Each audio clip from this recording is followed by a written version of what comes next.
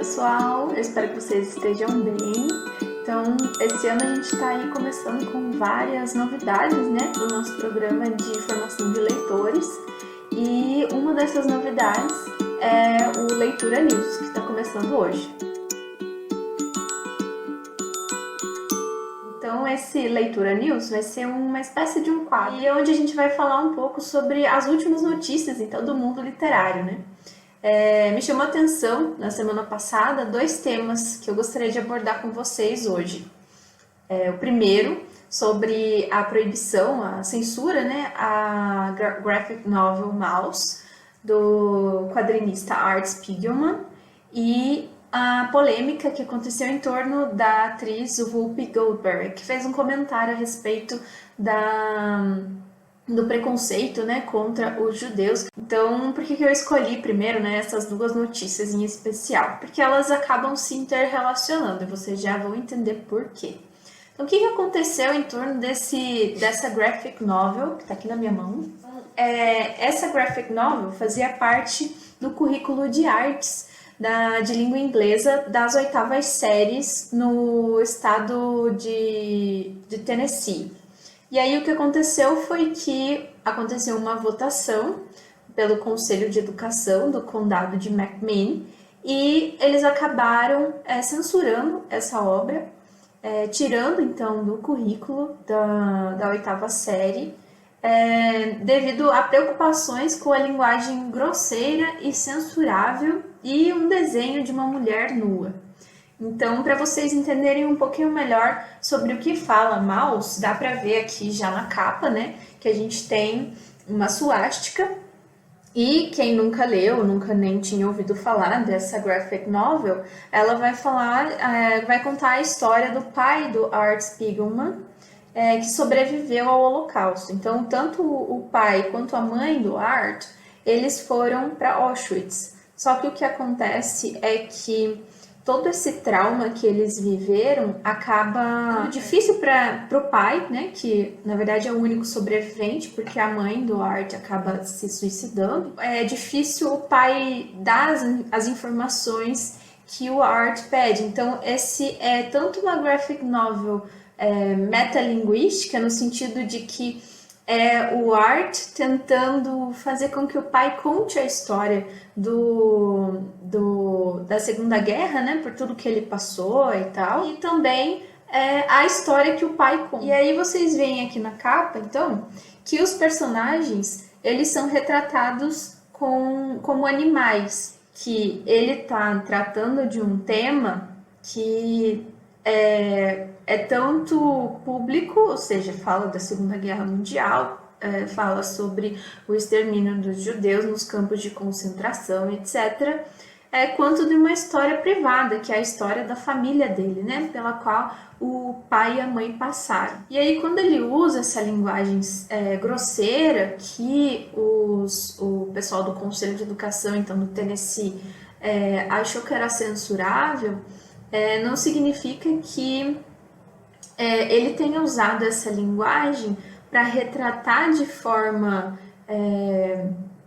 grosseira o acontecimento, mas que ele tenta ser fiel ao que ele está representando no romance. O que a gente precisa pensar é que existe o lado bom e o lado ruim de você ter uma censura desse tipo, né? Aí vocês podem falar, nossa, mas como que ela pode falar de um lado bom da censura, né?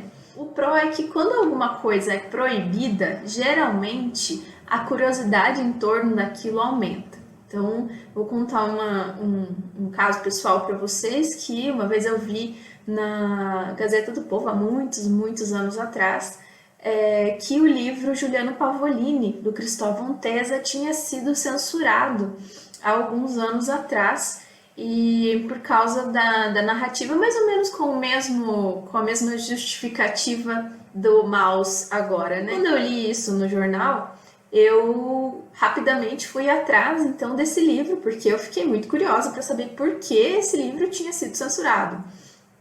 Então, o que acontece? Quando você tem essa questão de vai ser tirado do currículo e tal, provavelmente um grupo de pessoas vai atrás para ver por que ele foi censurado. Então as pessoas ficam curiosas, querem ler aquilo para entender o que está acontecendo. Por outro lado, a gente tem todos os contras que uma censura tem, né? Por exemplo, a restrição do acesso ao livro dentro das escolas do condado de McMinn. A gente precisa acesso à educação, acesso à informação, acesso à arte, para a gente criar um ambiente que seja criticamente responsável. O segundo tópico do nosso Leitura News de hoje é a respeito do comentário da atriz Whoopi Goldberg. Então, ela estava num programa de entrevistas e aí ela comenta que a questão com os judeus não é racial. Aí as pessoas foram atrás e criticaram porque era considerada uma raça pelo partido nazi. Se a gente for ver, por exemplo, a questão do antissemitismo, esse livro aqui, da Hannah Arendt, é muito bom para a gente entender como que surge o antissemitismo. Por mais que se diga raça ariana, raça judia, as pessoas judias, elas não eram identificadas só de olhar. Eles eram todos brancos, entendem? E no caso dos negros, existe algo completamente diferente. Então, o negro não consegue esconder que é negro, por exemplo. Mas eu acho que daria pra gente tirar um pouco a respeito disso, porque quando a gente vai ler, por exemplo, o livro Americana, da Chimamanda, ela chega a falar a respeito disso no livro, né?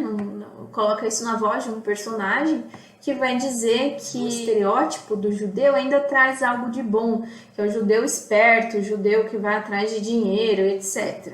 Não que isso seja bom, mas vejam que no caso do estereótipo do negro, não acontece isso. Dá pra compreender o que ela disse sobre não ser raça, não ser um preconceito racial, olhando por esse lado. E para terminar, eu quero indicar para vocês, além do que eu já indiquei, então, Origens do Totalitarismo, da Hannah Arendt, né? Pessoal do Campus Pinhais, tem lá na biblioteca. A gente tem também a indicação do Olho Mais Azul, The Bluest Eye, da Toni Morrison, para entender um pouco melhor a questão da representação racial. E, por fim, fica o meu convite para vocês conferirem, então, a graphic novel do Art Spiegelman, Maus. Também tem na biblioteca, gente. Não dá para perder, beleza?